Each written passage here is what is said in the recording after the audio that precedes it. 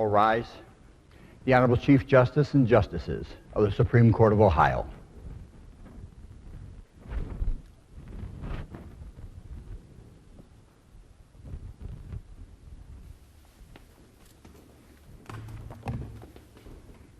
Hear ye, hear ye, hear ye.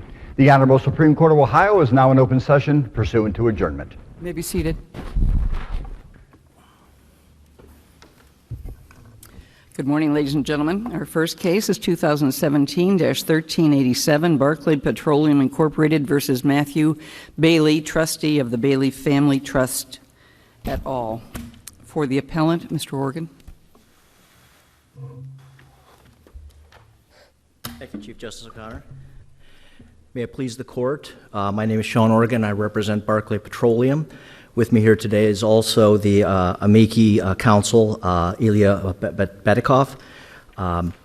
Basically, Your Honors, there are two issues before this court. The first issue is whether estoppel, which has existed obviously for decades and centuries and been applied consistently by this court in contracts, whether that's equally applicable in the context of oil and gas law. The second issue is if, in fact, estoppel is applicable, whether the facts in this particular case support the application of estoppel as it relates to the oil and gas lease between Barclay Petroleum and the Lucases, now with the Baileys in the position they're in. The facts of this case, I know you've read the briefs, but the facts of this case are a little unique from any other estoppel type case in the sense that were Mr. Lucas here today, he'd be standing beside me saying, I believe the oil and gas lease is valid. I believe the oil and gas should stay in place. That was his desire. We know that from the representations and the testimony of our client, Bruce Kelly. He had a lengthy relationship with Mr. Lucas. He serviced that well by providing natural gas for 28 years, had multiple communications with him, was out there, the record reflects, every single day, maintaining the well, even when it wasn't producing oil. Maintaining the well to see to it that the natural gas was making its way to Mr. Lucas's home.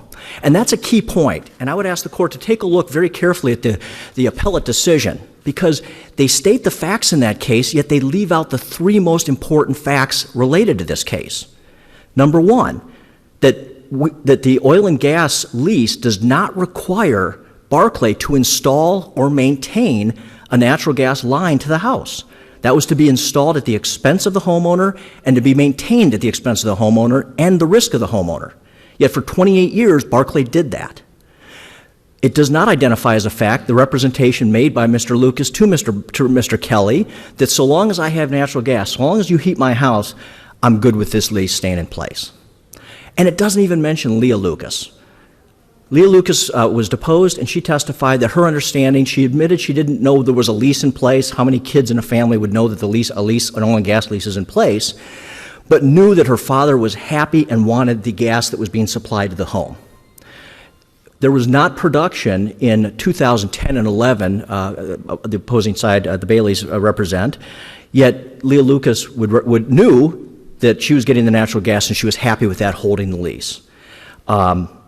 And I think the other important fact... I guess one thing I'm struggling with is how that is estoppel.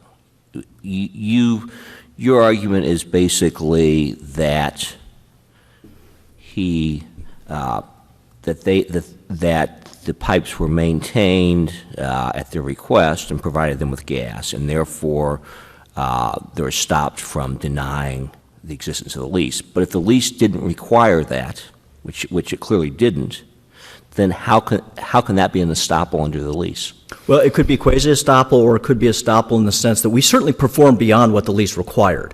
So that might be a course of performance argument or something else, a modification, but that issue is not before us.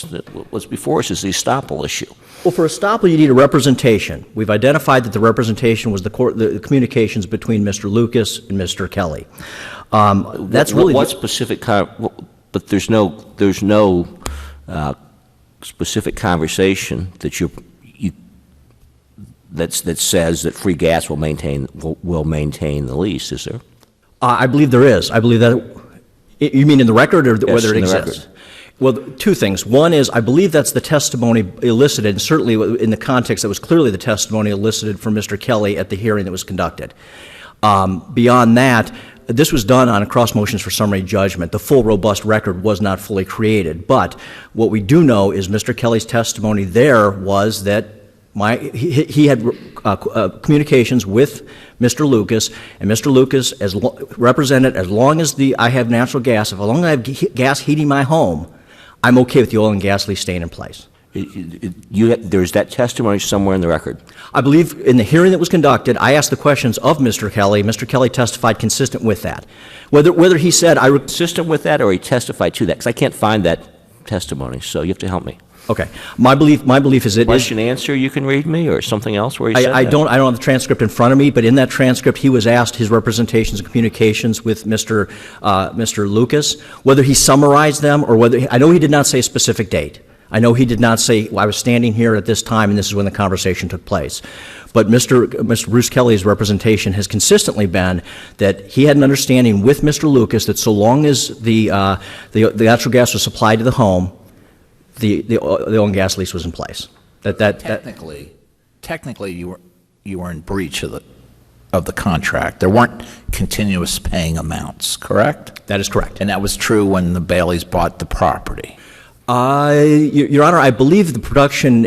I don't know specifically whether it was true in the Baileys. I thought production had started up at some point in 2012. It would depend on precisely when they closed, but that could be the case. In all events, I believe there was. Then how is that estoppel?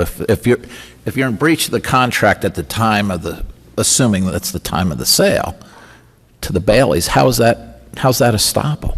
We hadn't met the term of the contract of continuous production. That is true. At the same time, in 2012, at Mr. Lucas's request, or at the request of the Lucases, we came out and installed a whole new gas line at our expense from the home to the casehead. That is in 2012, after there had not been production in 10 or 11.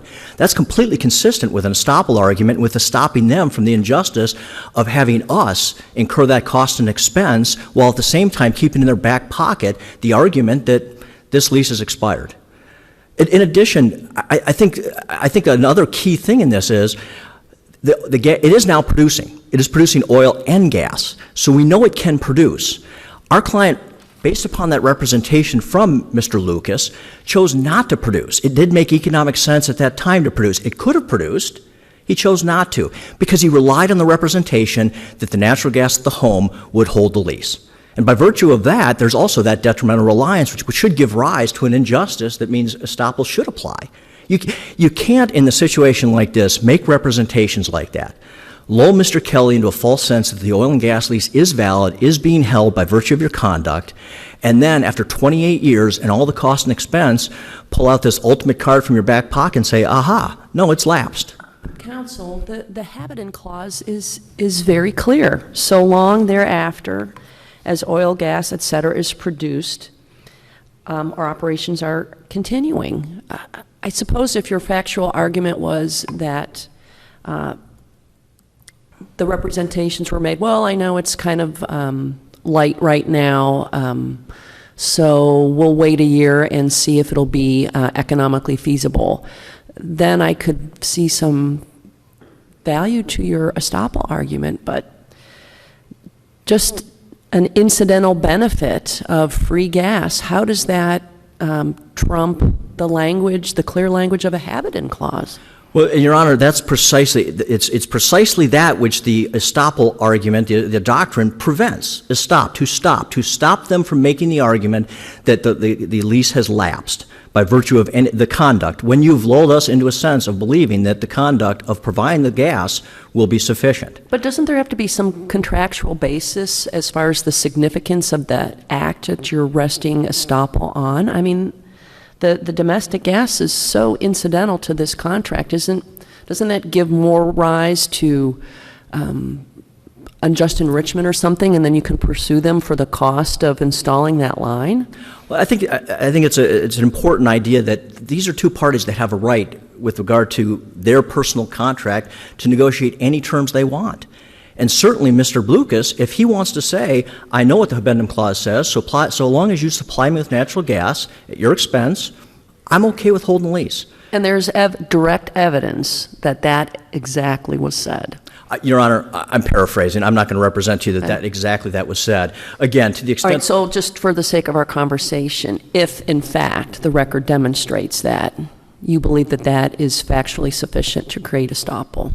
I believe that the two things. Number one is that representation for Mr. Lucas, that he was happy and satisfied, with the corroboration from his daughter saying that was consistent with her understanding and belief and her observations of over 20-plus years of watching Bruce Kelly be called up to say, come on out, we don't have enough pressure in the line, you need to fix it. Again, not his obligation under the terms, the direct terms of that contract, clearly over and above and beyond, coupled with the fact that if it wasn't producing and Bruce Kelly has not produced and Barclay has not produced in reliance on that representation, it puts us in the negative position, the unenviable and the unfair position of having been lulled into a sense of not producing because of the representations of the landowner, only to have the landowner then say, change my mind.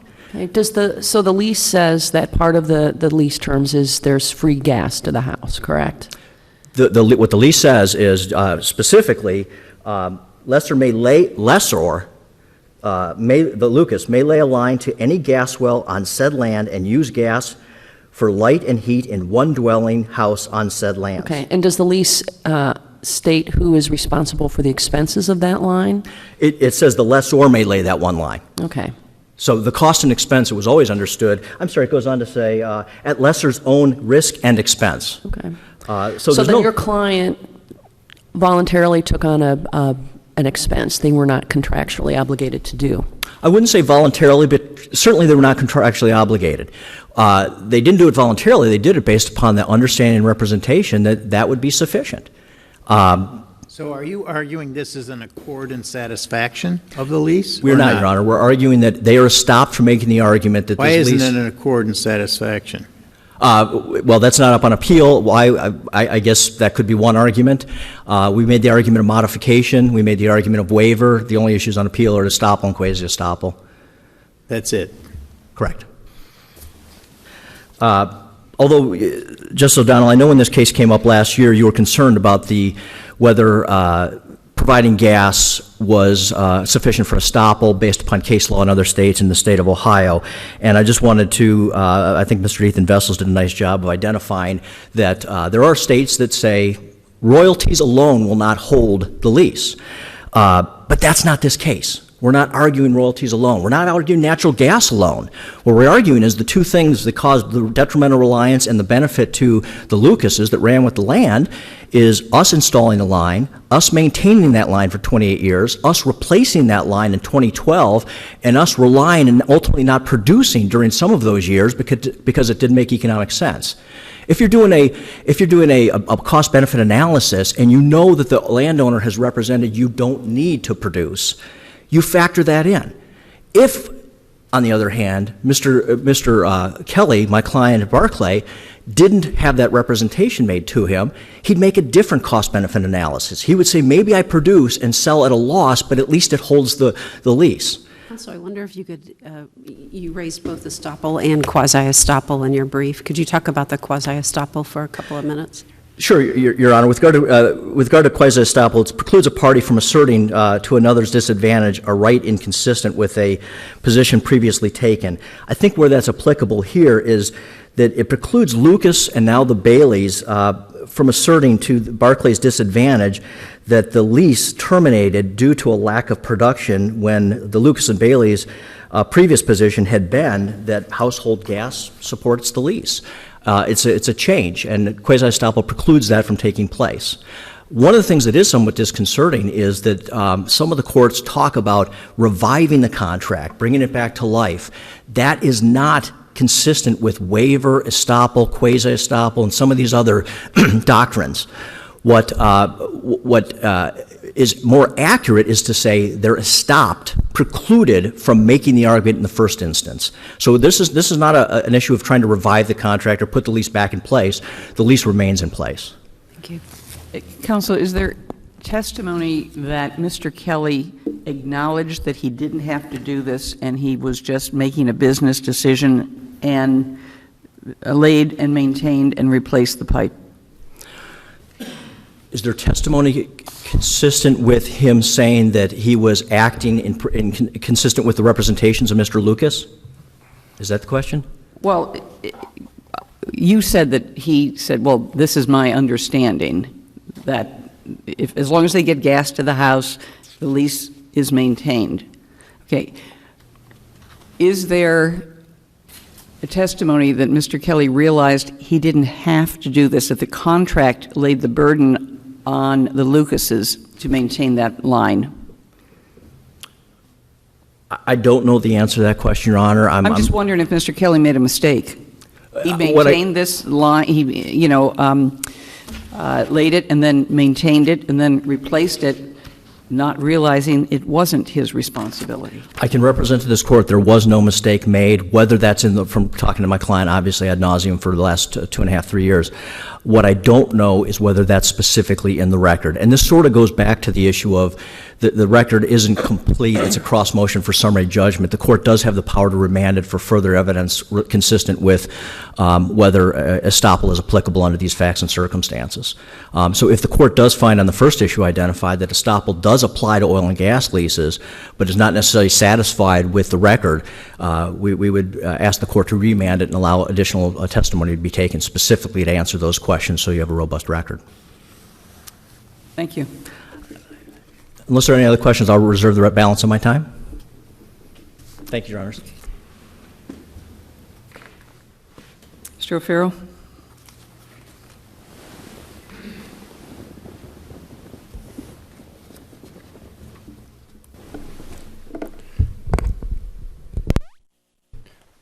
Madam Chief Justice, Justices, my name is Josh O'Farrell.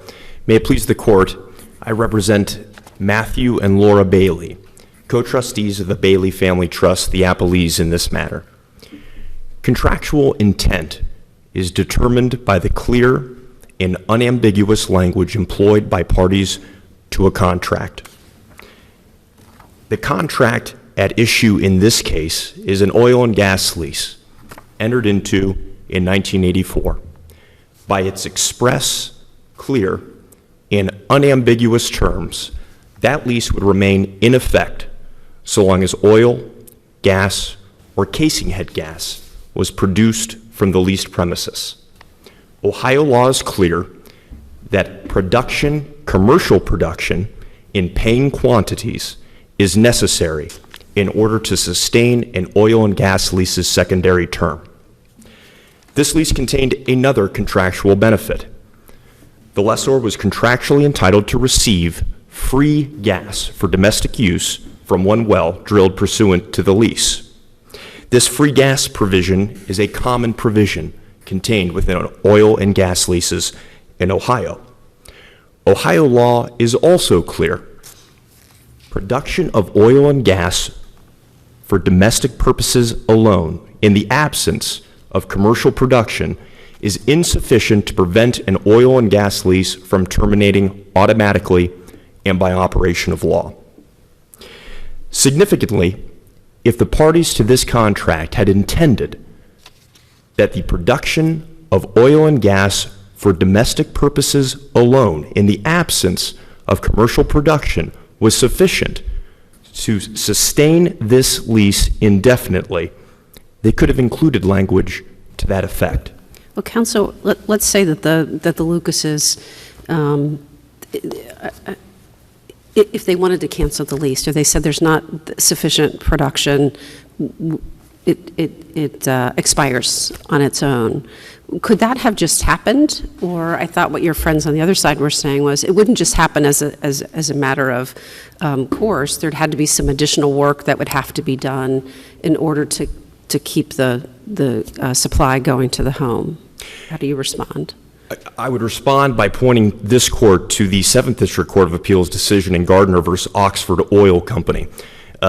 This was a decision authored by Justice DeGennaro when she sat on the 7th District. The court found that domestic production of oil and gas is incidental to the purpose of an oil and gas lease, the true purpose of which is to produce oil and gas in commercially paying quantities. The court went on to find that the lease terminated automatically and by operation of law, even though the use of domestic gas continued. I believe the law of this state is very clear, and it supports the public policy of this state that our natural resources should be developed.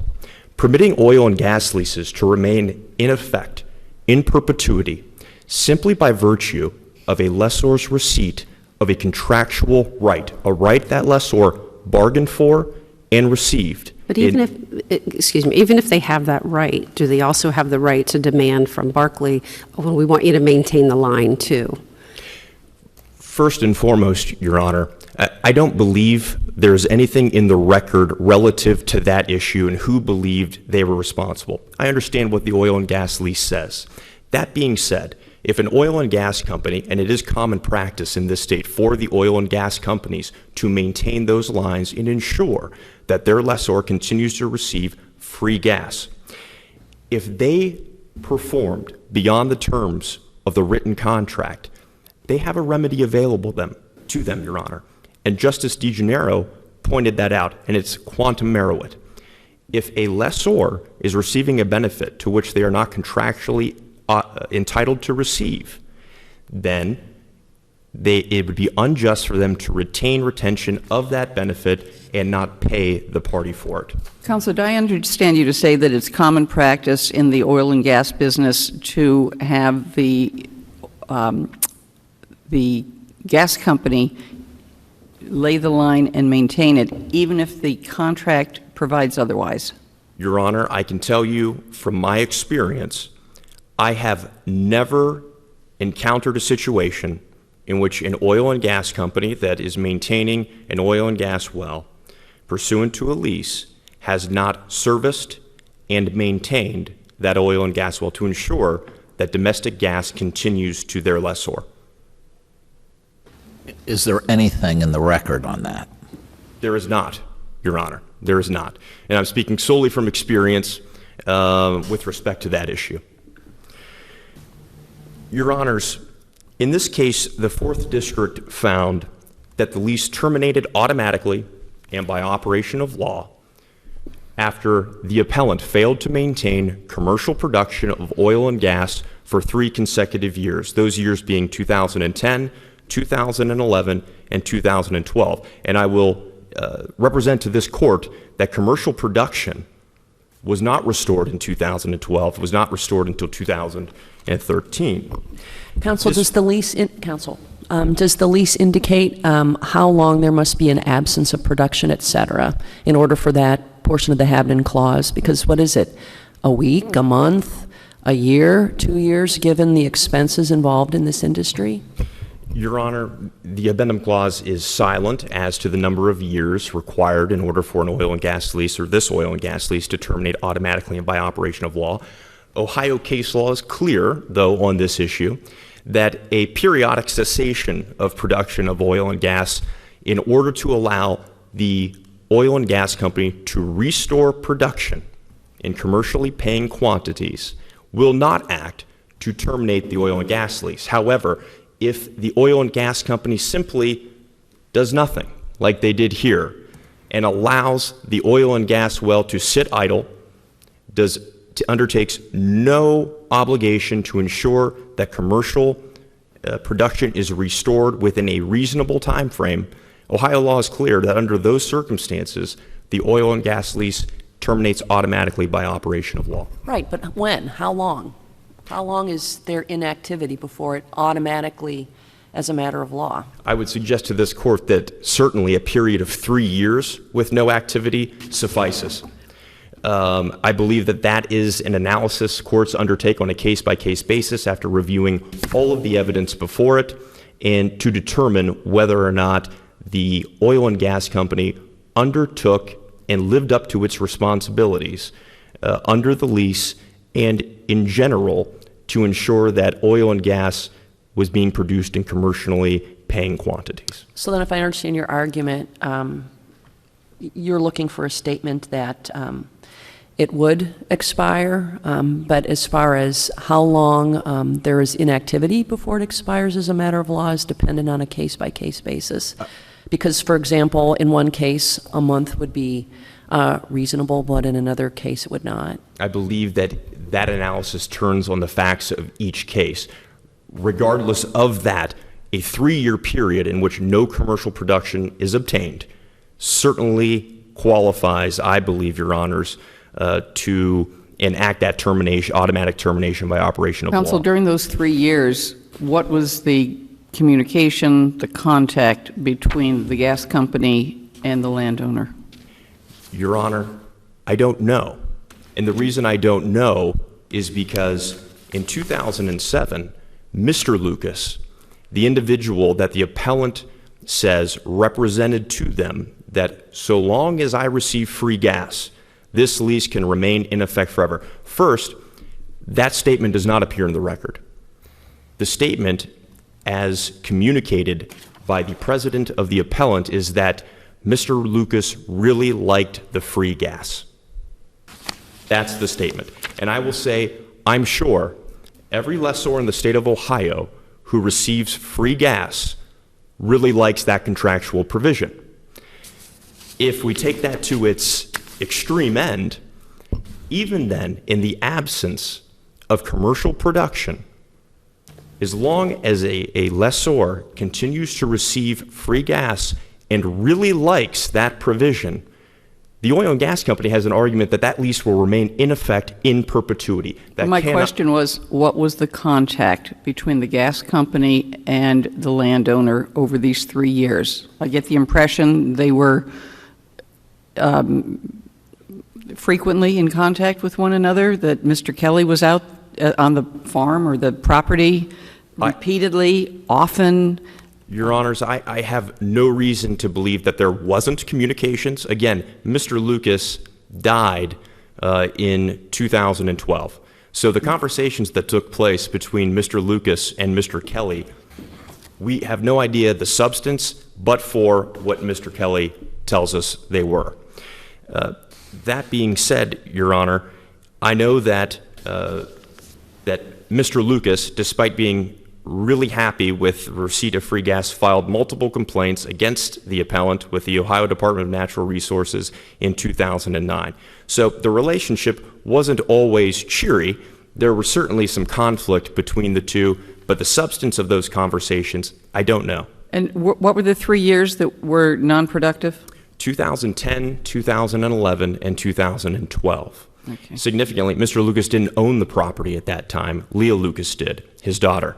Ms. Lucas testified she had no idea that the oil and gas lease existed, no understanding as to why they received free gas until she went to sell the property in the end of 2012. So this is before us on summary judgment, and it sounds like a lot of this is fact-driven. Given that, is it appropriate to resolve cases like this at summary judgment? In this case, it is, Your Honor. The representation the appellant is relying on is that Mr. Lucas really liked the free gas. Estoppel and quasi-estoppel do not apply in that instance, because in order for estoppel, and as the 4th District noted, estoppel is applied on a case-by-case basis. And in instances where an inconsistency is taken with respect to the lessor's position concerning the validity of that lease. Here, Mr. Lucas did nothing more than what he was contractually entitled to do pursuant to the lease, and that is receive free gas. When do you think this lease terminated? It terminated by operation of law in 2012 per the 4th District's decision, Your Honor. All right. There was a period in the early 2000s when the well didn't produce commercial quantities. Is that right? There was, I believe, 1 year in which the well did not commercially produce.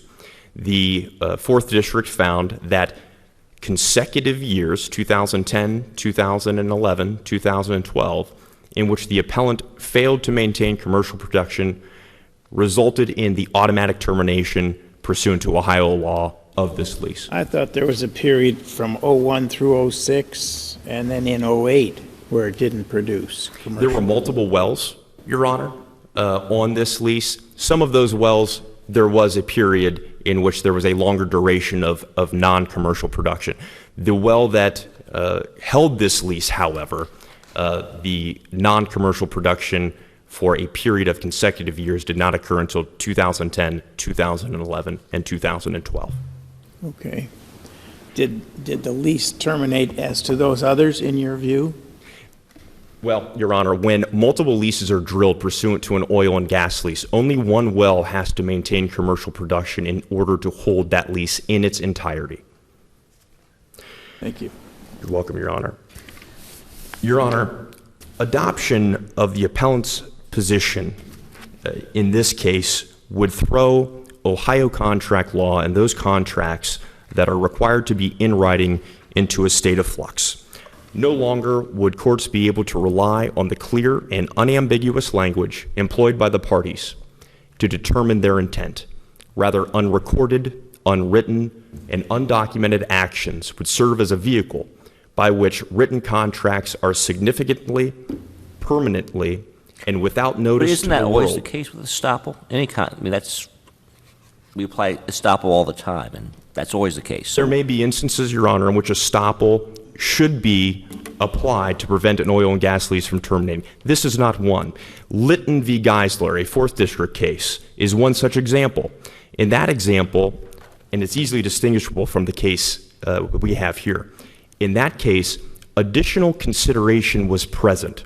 That's why estoppel applied to prevent the termination of that oil and gas lease for non-production. The original lease called for one well to provide domestic gas to the lessor. They modified the written, clear, and unambiguous terms of that lease to allow the lessor to receive domestic gas for 4 additional homes. In return, the lessee no longer was required to pay the $300 annual delay rental payment. They stopped the lessor from claiming that the lease terminated in that instance because the contract was orally modified and supported with distinct and new consideration. There is no consideration here. The parties have always done what they were contractually required to do pursuant to the clear and unambiguous terms of the oil and gas lease. Your Honors, I'll close with this. The appellant is a sophisticated oil and gas company.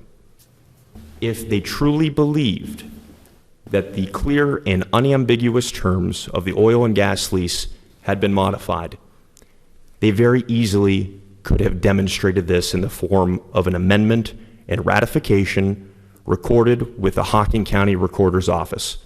They didn't do this, and their inability now to point to any modification supported by consideration is fatal to their arguments. Thank you. Thank you, Your Honors. Counsel, you've used your time. You may take a minute. Thank you, Your Honor. The only comment I'll have, because I do only have a minute, is that my esteemed opposing counsel makes representations that Mr. Lucas liked free gas, that's all that's in the record, and Justice DeWine asked a question. What I was alluding to is the question I asked, and the question was, I alluded to or talked about an open statement, an arrangement you had with Mr. Lucas. Can you explain to the court that arrangement you had? And Mr. Kelly testified, okay, Mr. Lucas had an agreement with Barclay Petroleum that we would supply gas for his house. He really wasn't interested in the fluid end of it, which was the crude oil. He really didn't care about how much we produced as long as he stayed warm in the wintertime, which we made certain that he had plenty of gas, which he did up until the time of his passing. So it was more than he just liked it. And again, to the extent the court feels... But there's no statement by him that if you provide free gas, that's enough to hold the lease, right? That was what my client understood. If it's not sufficiently clear in this, then again, I would ask that you remand for further clarification in an evidentiary hearing as to what evidence supports estoppel. But that was certainly what Mr. Kelly, and it's not a sophisticated oil and gas company. Mr. Kelly is a single individual who runs this operation and goes out and services the wells at the same time as the owner. So this is not Shell Oil.